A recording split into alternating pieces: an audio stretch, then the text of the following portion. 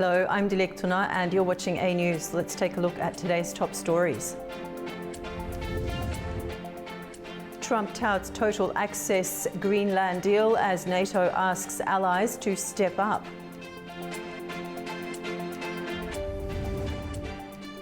The US, Ukraine and Russia head to Abu Dhabi for their first trilateral talks to end the war.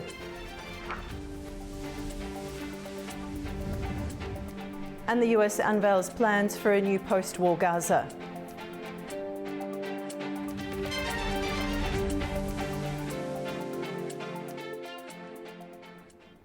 Greenland has become the focus of fresh transatlantic tensions after Donald Trump said the United States is negotiating what he described as permanent access to the Arctic island. The remarks prompted emergency talks among European leaders and renewed coordination with NATO, as Denmark and Greenland insist their sovereignty is not up for discussion. Greenland has become the latest flashpoint in strained transatlantic relations after US President Donald Trump said Washington is negotiating permanent and unrestricted access to the Arctic island. The comments alarmed European leaders, prompting emergency talks and renewed coordination with NATO, even as Trump ruled out taking Greenland by force and stepped back from tariff threats. It was really a negotiation, but it's infinity. The time limit is infinity, meaning there is no time limit, it's forever. We can do anything we want, we can do military, we can do anything we want.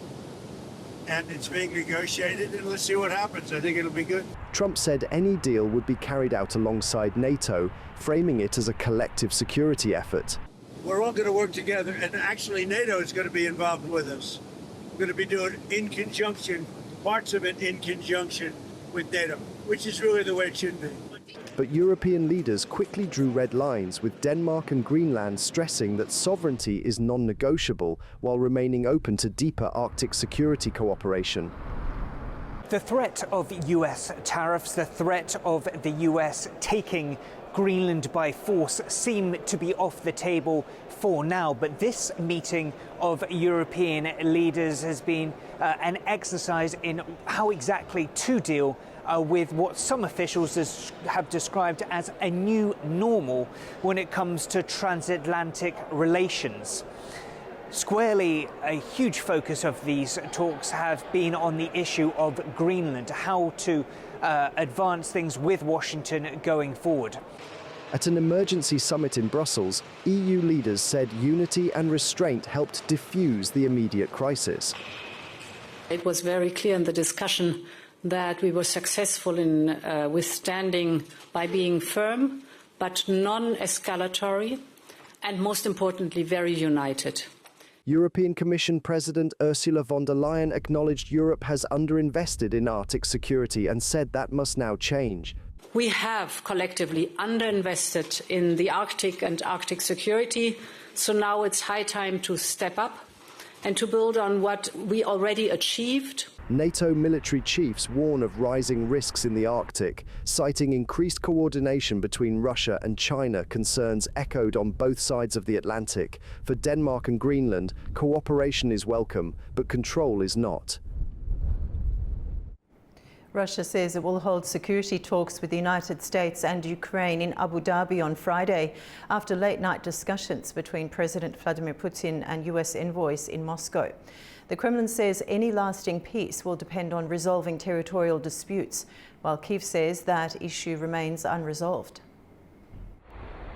Russia says it will hold three-way security talks with the United States and Ukraine in Abu Dhabi on Friday, following late-night discussions in Moscow between President Vladimir Putin and US envoys.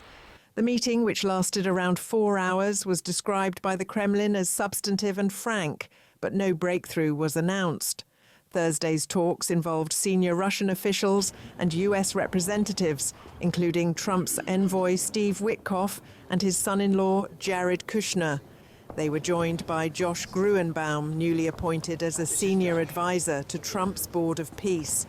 A senior Kremlin aide said Russia's position remains unchanged, stressing that a lasting settlement would not be possible without agreement on territory. Moscow insists the issue must be settled under a formula discussed previously with Washington, while also saying it remains interested in a diplomatic solution. At the same time, Russia warned it would continue military operations until its goals are met. Meanwhile, in Davos, Ukrainian President Volodymyr Zelensky said a document outlining US security guarantees for Ukraine was complete, but admitted that territorial questions remain unresolved. We speak about one issue, which is the most difficult, which been not solved, and I think that trilateral meetings maybe will show each other variants. It's all about the eastern part of our country. It's all about the land.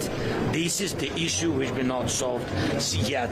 US President Donald Trump, on his way back from Davos, also weighed in, saying both leaders now appear ready to strike a deal. You know, what's happened here is there were times when Putin didn't want to make a deal, times when Zelensky didn't want to make a deal, and it was like opposite times. Now I think they both want to make a deal, but we'll find out. Meanwhile, fighting continued on the ground. As further talks are scheduled to end the war in Ukraine, attacks continue. One person was killed in the southeast of the country and 20 others were injured. In the Zaporizhzhia region, 4 strikes hit a local town, homes and schools and critical infrastructure were damaged.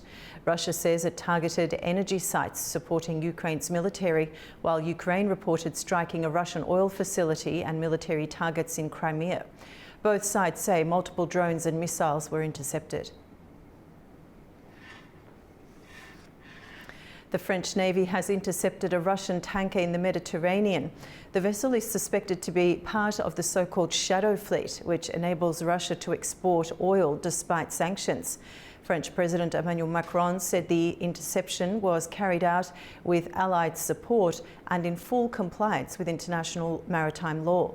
It happened in international waters in the Western Mediterranean between southern Spain and northern Morocco. Despite 19 European Union sanctions, Russia continues to export large volumes of oil, mainly to China and India.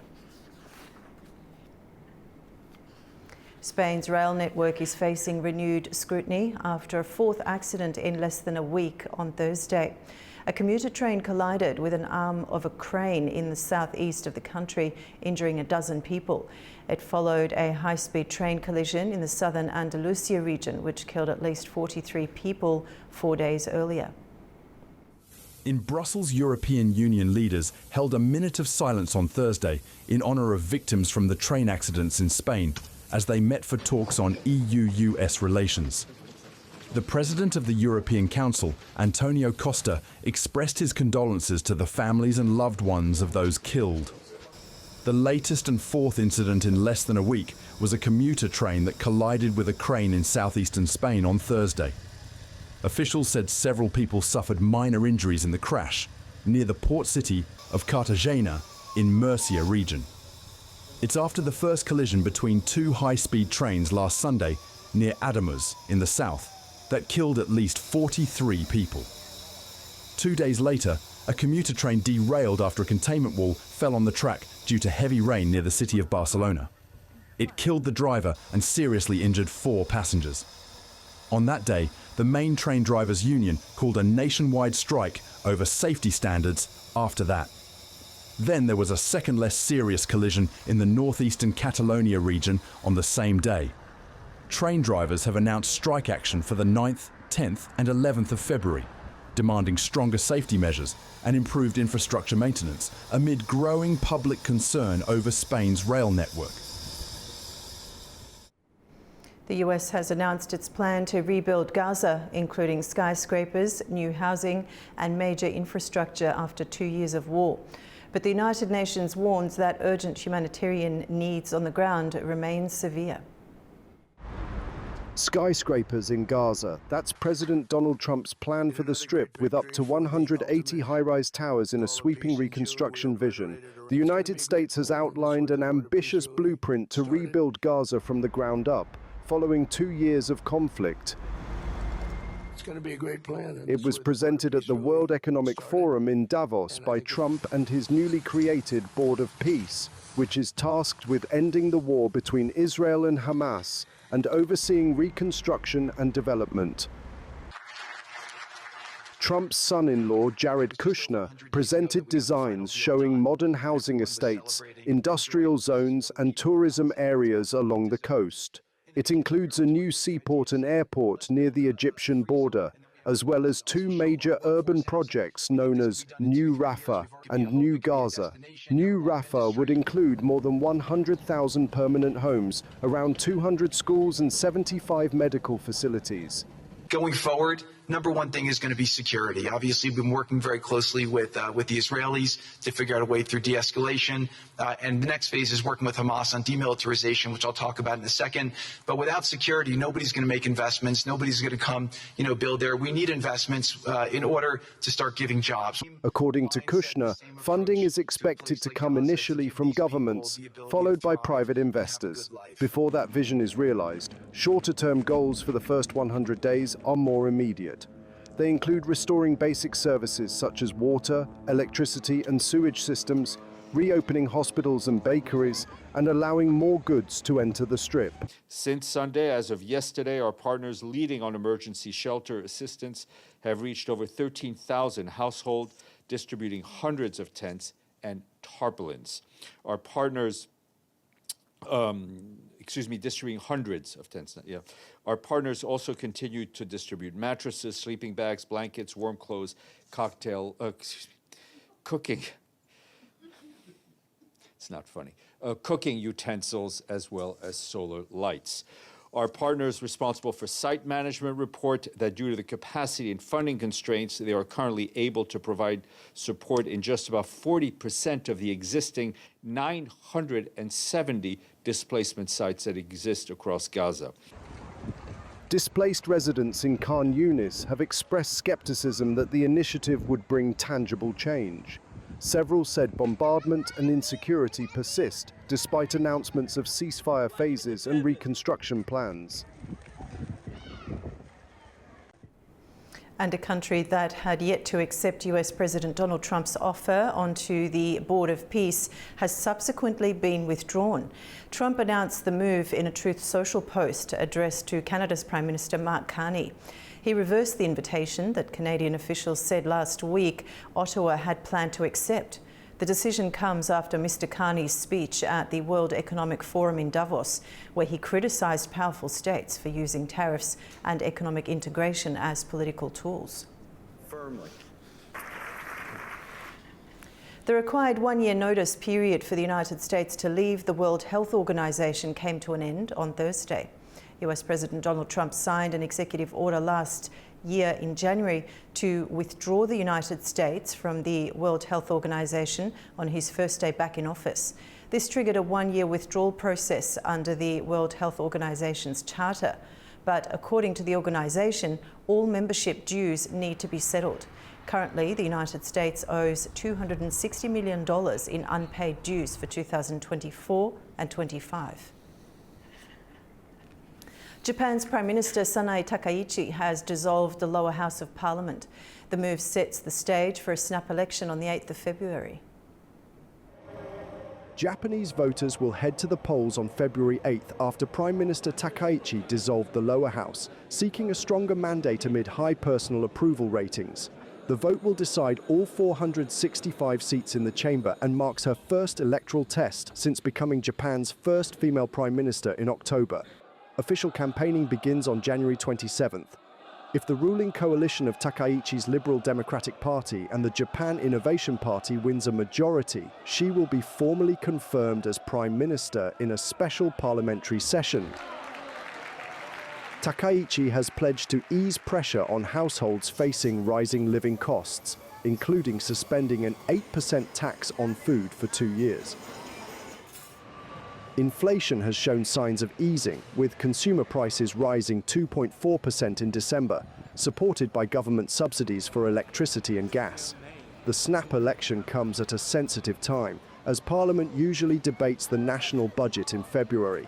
Critics warn the move could delay approval of a record 122.3 trillion yen budget designed to support the economy and boost defence spending. The restart of the world's largest nuclear power plant was suspended in Japan. It was stopped just a day after it went online for the first time in 14 years. The Kashiwazaki Karue plant in Niigata province had been closed since the 2011 Fukushima disaster. But operations to relaunch it began on Wednesday after it received the final green light from the nuclear regulator. But after the suspension, the operator says it doesn't know when the problem will be solved. We'll take a short break now, and when we return, we'll discuss an extraordinary European Council meeting on Greenland, US access to the island, and rising security concerns in the Arctic. Stay with us.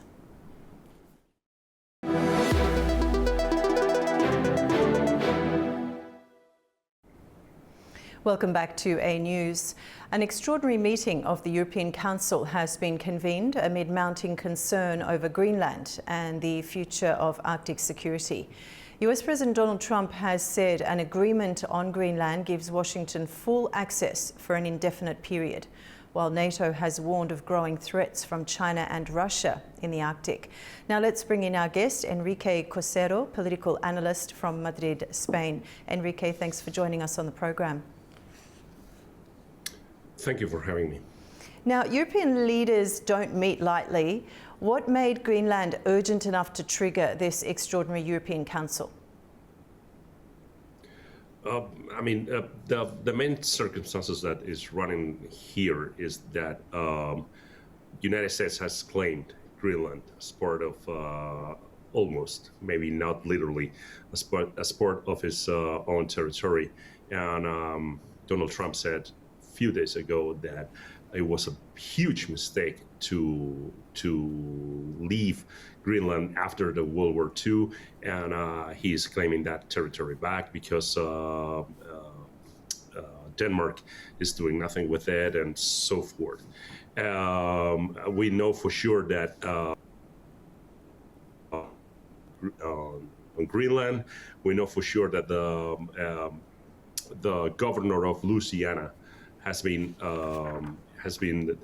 nominated as the main negotiator for dealing with the issue, which is quite funny because Louisiana was a state bought by the United States to France back in the 19th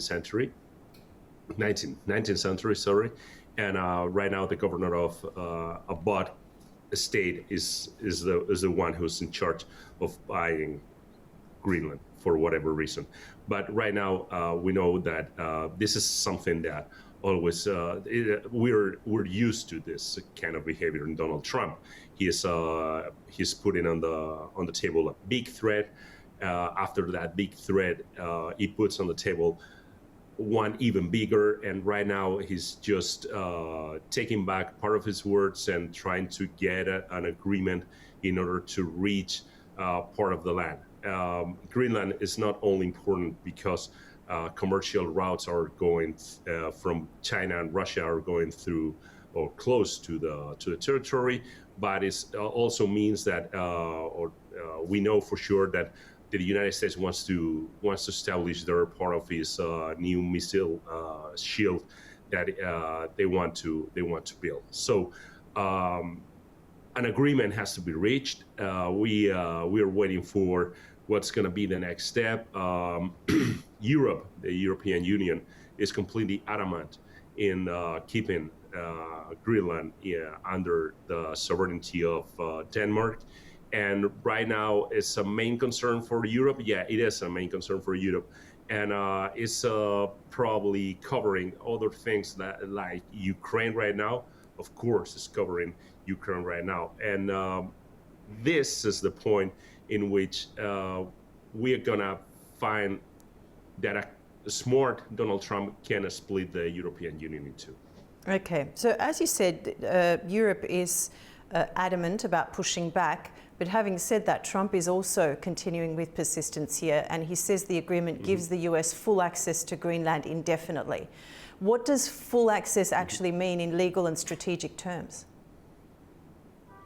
As much bases as they want, the use of as much territory and the use of as much land the United States want for place their installations, the infrastructure, or the devices in order to reach that that goal, that objective of having a missile shield landed or implanted on Greenland, and probably access to mines and natural resources and so forth. At some point, if Greenland keeps on belonging to Denmark, that will be a purchase. Mm-hmm. If it finally belongs, or eventually belongs to the United States, is going to be just exploitation. So I don't really. I mean, probably their strategic guys, Donald Trump's strategic guys, know for sure that what the United States and what the U.S. Army and what the Department of War wants to get profit from Greenland. I'm not quite sure that Donald Trump right now is completely aware of the whole scope, but he knows what the minimums of that need, or the minimums of those requirements. So I think that the complete answer to that question is not right now in the mind of Donald Trump, but is in the mind of the people who is working a strategy for it. Okay, and where does this leave Denmark and Greenland's own autonomous authorities? And is Europe comfortable with the current balance? This is not over. So being not over, there is not going to be any sort of, I don't know, how to say, nice situation, a nice feeling about how the things are going. This needs an agreement to be reached. This needs more work to be done. And right now, the NATO is split in two because I mean, I heard a lot of critics, a lot of criticism against Mark Rutte, but Mark Rutte, we can't forget that he is Secretary General of the NATO. He is not a Prime Minister of Holland, or not even as occupying any post in the European Union. He's defending the NATO as a big as a huge organization, controlled by the United States. At the most by the United States, almost 70% of the budget comes from the United States. So this is the moment in which we're gonna see, as I said before, we're gonna watch a more than probable split on the European Union, and of course we are just feeling and just touching the split on the NATO. And NATO says there's real threat from China and Russia in the Arctic. How credible is that assessment? I mean, the threat has always been there, and on the different levels. We can't be oblivious about there is a threat. Of course, there is a threat. It's more tangible, or is more evident, or is a big threat right now that it was 5 years ago, probably. But it doesn't mean that there is not a threat. You don't have to play your cards and try to get cover or try to get a stronger defense. So probably the styles of Russia and China diverge a lot. It's not probably, for sure. The way to do things that China has and Russia they have on their own are completely different. Russians are just acting by some sort of impelling energy, and China is, as always, thinking in decades. Probably the best solution for China is not going to be tomorrow. Probably it's going to be in 5 years or even in 10 years. But right now, if you know that China is moving the way it does, and Russia is moving the way it does, it's completely foolish not to think about a better defense and a better strategic position. we have to remember that Donald Trump has only 3 more years in powers left in power. So the things that the scope of the time scope for Donald Trump is really, really narrow in comparison with Vladimir Putin, who's going to win whatever the election is going to have. And there is no contestant right now against Xi. So China's not an Arctic state. Why is NATO increasingly concerned about Beijing's ambitions in the region? It appears, or we're hearing about it more and more now because of this the recent statements by Trump and this wanting of the acquisition of Greenland. Is this why we're hearing about it more now?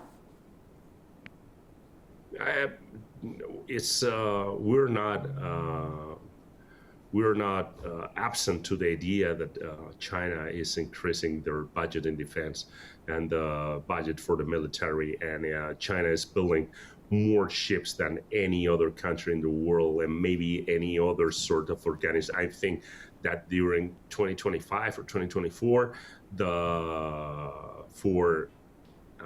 even 10 boats, 10 ships that China was making, the United States was only making half or maybe one. I mean, we can be unaware of what China is doing with hybrid ships, which means they can act as military and civil vessels, and even the military technology is being applied to the civil technology for building ships, and in the other sense it goes in the same way. So if you see that China is doing that, you gotta run in order to reach some sort of equilibrium in forces, which takes me to a very big problem that I think here in Europe we're facing right now. We're dealing with 3 powers, 3 countries that they are increasing their military potential, and it's something that we know for sure. And meanwhile, the 4th power, which could be the European Union, is so inefficient in making decisions. So the European Union and the NATO countries within the NATO countries within the European Union, and all that different sets of interests and capabilities and resources, they have to meet in some sort of more efficient way to deal with reality, with the day by day right now, with 3 very strong powers that they got nothing in common in the way they act in front of each other, or in order to know what sort of decisions they're going to make. So this is not going to be the end. We're going to see China increasing their resources and increasing their budgets. We're going to see the United States doing the same. We're going to see Russia doing the same.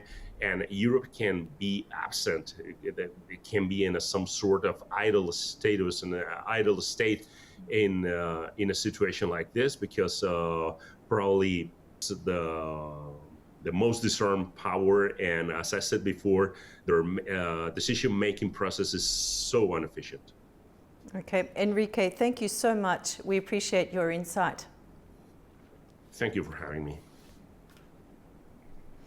We'll take a short break now, and when we return, we'll look at major stories from the region.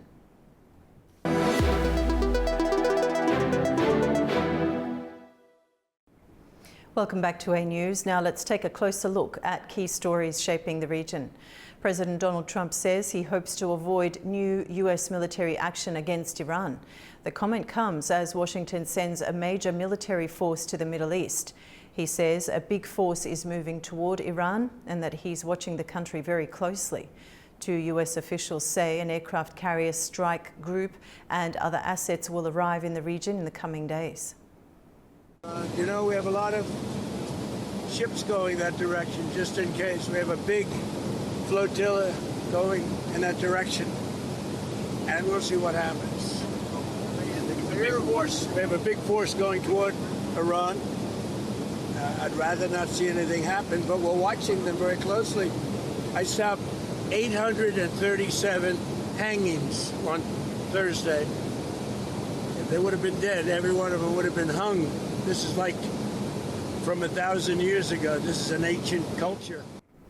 Iran's Atomic Energy Organization chief Mohammad Eslami has demanded the International Atomic Energy Agency to clarify its stance on June 2025 attacks by US and Israel on its nuclear sites and to issue the protocols on inspection of bombed sites. Atura Shiraliliu has more. Head of the Atomic Energy Organization of Iran, Mohammad Eslami, said he has sent a letter to IAEA Director General Rafael Grossi demanding the instructions to visit Iran's bombed sites. Saying that the UN nuclear watchdog has not replied to Tehran's letter, he urged IAEA to determine its position on the aggression against Iran's nuclear facilities. According to state media, Eslami said Iran proposed a plan at the last IAEA General Conference that nuclear sites should not be attacked, but it was not considered. Stressing that IAEA's stance must be cleared, he added, Mr. Grossi must first clarify his position and explain what access to Iran's bombed facilities should be like. Iran's nuclear chief also warned that IAEA is required to prepare inspection protocols for the sites targeted in military strikes, as such attacks could pose environmental risks. His remarks came after UN nuclear chief earlier this week expressed concern over Iran's banning the inspection of its bomb sites. Speaking at the World Economic Forum in Switzerland, he confirmed that, with the exception of 3 major nuclear sites of Natanz, Fordo, and Isfahan, the IAEA inspectors have visited all 13 nuclear facilities under its verification. In the wake of last June attacks, Iran suspended its ties with the UN nuclear watchdog, urging it to condemn the air raids and called for establishment of specific protocols to inspect the attacks' nuclear facilities. Tughrad Shiralilu, Tehran, A News. Turkish President Recep Tayyip Erdogan has urged the Kurdish-led SDF to disarm, warning that continued fighting in northern Syria would lead to further bloodshed. Our correspondent Adam Morrow has more from Istanbul. Turkish President Recep Tayyip Erdogan has called on the Kurdish-led SDF to lay down its arms to prevent further bloodshed in northern Syria, which in recent days has seen fierce fighting between SDF fighters and Syrian government forces. Erdogan's remarks follow a 4-day ultimatum issued by the Syrian government, giving the SDF a deadline to disarm, disband its structures, and integrate its fighters into Syria's state military apparatus. Speaking to members of his AK party in parliament, Erdogan said Turkey welcomed this week's ceasefire deal between the SDF and Damascus. He said he hoped the group's full integration into state institutions would usher in what he described as a new era in Syria. Erdogan said disarmament was the SDF's only way out, adding that further violent actions by the group would amount to a suicide attempt. He also called on Kurds in Turkey not to fall for what he described as provocations by the SDF, stressing that his government was continuing an ongoing peace process with the Kurdistan Workers' Party, or PKK. Addressing lawmakers, Erdogan also described a Wednesday phone conversation with U.S. President Donald Trump as productive, saying the two leaders had discussed ways to ensure Syria's security and to step up joint efforts against the ISIS terrorist group. This is Adam Morrow for A News in Istanbul, Turkey. The United Nations says it has taken over management of detention sites in northeastern Syria after Kurdish-led forces guarding them withdrew following clashes with Syrian government troops. The facilities hold tens of thousands of women and children linked to Islamic State, raising concern over security and humanitarian access. The SDF pullback has affected major sites, including Al-Hol, where Syrian government forces have now established a security perimeter and UN teams have begun assessments. However, they say that access remains restricted. Our colleagues tell us that the situation in the camp remains rather tense and volatile, with reports of looting and burning. As a result, it was not possible for them to enter the camp itself. And this was the same situation today when they tried again. Georgia's role as the South Caucasus key transit hub is once again at the centre of a heated political debate. After Azerbaijani President Ilham Aliyev spoke about the possibility of new regional transit routes following peace with Armenia, Georgian politicians split sharply between those warning of a strategic loss and those insisting Georgia's position is not only safe but strengthening. Is Georgia about to lose its geopolitical function, or is this another political scare in a deeply polarized country? The statement by Azerbaijani President Ilham Aliyev at the World Economic Forum in Davos that transit between Armenia and Azerbaijan could eventually bypass Georgia triggered immediate and contrasting reactions here in Tbilisi. Ruling party representatives rejected claims that Georgia's role is under threat. Parliamentary Committee Chairman Irakli Kadagishvili said that peace in the South Caucasus strengthens the entire region, arguing that Georgia has never relied on conflict to justify its transit function. According to him, new routes would complement, not replace Georgia's role. Another senior MP, David Matikashvili, stressed that Georgia remains practically irreplaceable for regional energy and transport corridors, pointing to already existing pipelines, railways, and ports that already anchor Georgia into east-west trade. The opposition, however, paints a far darker picture. Lelo Strong Georgia leader Giorgi Syriza warned that Georgia risks losing a strategic advantage it has fought for since its independence, accusing the government of isolating the country from Western partners and reducing it to a buffer zone with limited economic prospects. So, how realistic are these fears? Experts note that peace between Armenia and Azerbaijan does open alternative routes, but logistics economics shows that transit corridors rarely replace each other overnight. Georgia's infrastructure, Black Sea access, and integration into EU-backed transport projects remain key advantages. But at the same time, analysts agree that political credibility, Western alignment, and diplomatic engagement increasingly matter as much as geography.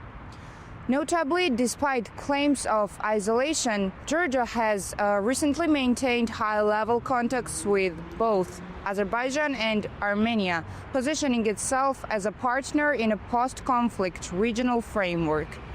But the real question may not be whether Georgia is being bypassed, but whether it can adapt as fast enough to a region where peace, not conflict, defines relevance. Nini Nikolaishvili, Tbilisi, A-News. President Shavkat Mirziyoyev has taken part in high-level international events in Davos, signing the Charter of Peace Council and holding a series of key meetings with global leaders and major financial institutions. President Shavkat Mirziyoyev took part in key diplomatic economic engagements in Davos, highlighting Uzbekistan's growing role in international peace efforts and global cooperation. He signed the Charter of Peace Council at a ceremony chaired by US President Donald Trump, attended by leaders from more than 20 countries, including Azerbaijan, Hungary, Turkey, Saudi Arabia and Kazakhstan. By joining the initiative as a founding member, Uzbekistan committed to supporting conflict prevention and the economic and social recovery of Gaza in line with the UN Security Council-backed peace framework.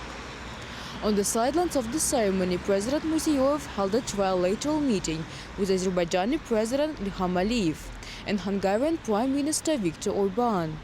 The leaders discussed expanding mutually beneficial cooperation and strengthening multilateral engagement, including within the Organization of Turkic States. The president also met with senior members of BlackRock, where the slides reviewed prospects for the company's participation in priority investment projects in Uzbekistan, including entering the capital of local enterprises and launching joint investment mechanisms. In addition, talks were held with European Bank for Reconstruction and Development President Odile Renaud-Bassot, with EBRD investments in Uzbekistan nearing $7 billion. Discussions focused on green economy, infrastructure, private sector development and digital transformation. Iris Sivil Rajab reporting from Tashkent, Uzbekistan A News. US Special Envoy for South and Central Asia, Sergio Gore, has arrived in Turkmenistan for a series of high-level meetings.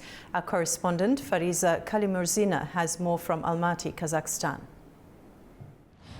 Turkmenistan is hosting a visit by US Special Envoy for South and Central Asia, Sergio Gore. The program includes a series of high-level meetings with representatives of the Turkmen government and the business community. The talks focus on expanding bilateral cooperation, strengthening regional stability and developing economic partnerships. Washington emphasizes its interest in new areas of engagement that, according to the US side, would be mutually beneficial and contribute to security and prosperity across the region. The visit comes amid growing US interest in Central Asia and increased diplomatic engagement with the region. For Turkmenistan, dialogue with the United States carries particular significance. While maintaining to its long-standing policy of neutrality, the country is also seeking new partnerships to strengthen its international position. In this context, energy and logistics are seen as key areas shaping the dialogue. Turkmenistan holds the world's fourth largest resource of natural gas, making it an important player in ensuring regional energy stability. At the same time, the agenda extends beyond economic issues. Experts point to Turkmenistan's long border with Afghanistan as a critical factor in regional security, as well as the importance of developing infrastructure and trade projects in border areas. Fariza Kalimurzina, Almaty, A News. We'll take a short break now, and when we return, we'll discuss the second meeting of the Strategic Working Group on the Azerbaijan-US Strategic Partnership Charter and what it means for bilateral ties and regional cooperation. Do stay with us.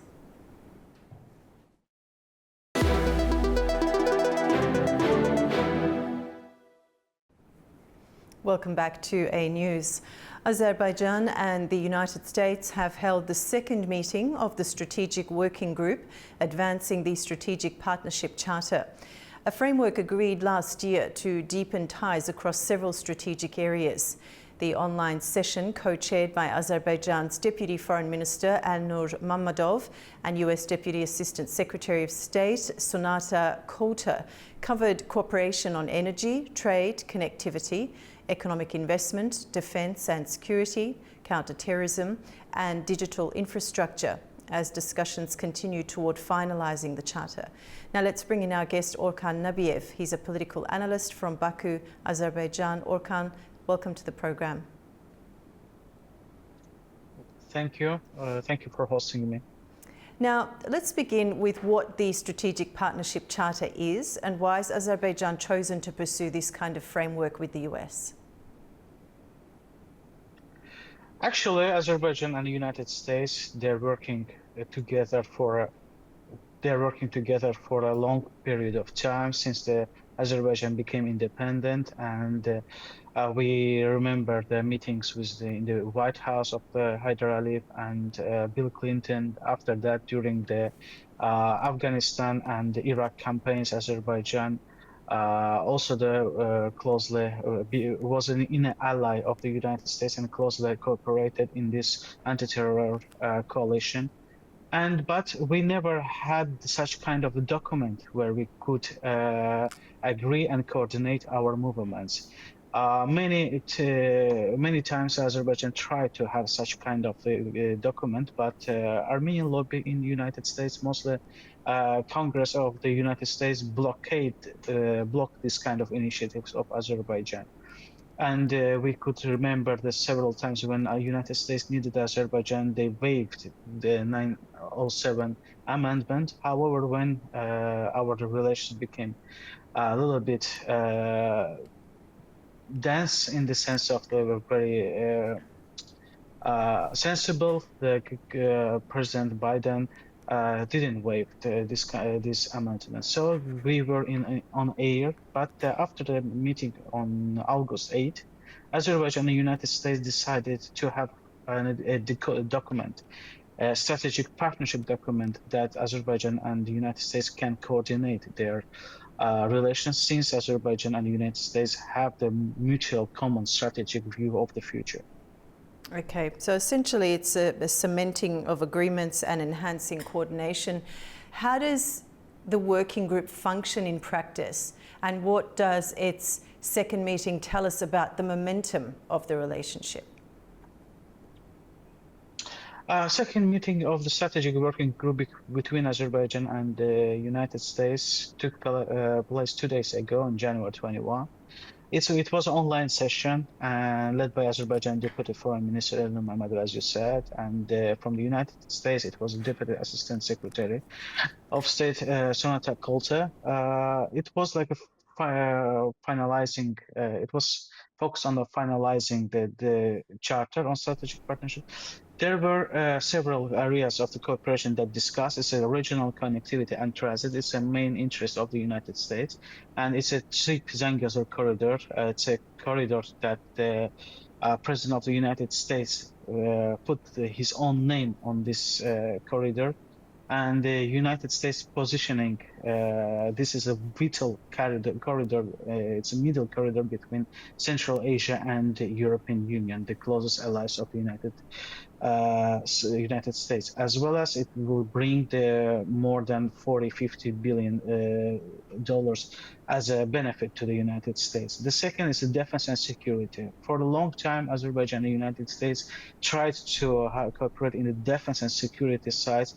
It was like an iceberg. Most side of was hidden because of as Azerbaijan were ally in the anti-terror coalition. However, as I said, it wasn't open because of the Congress lobby, and now defense and security can be cooperated openly, and Azerbaijan could purchase more and more weapons from the United States. Following the late 2025 suspension of the Section 907, we can discuss of the United States defense industry products, joint military exercise and intelligence cooperation openly, and they can cooperate in Azerbaijan. They can sell their weapon to Azerbaijan.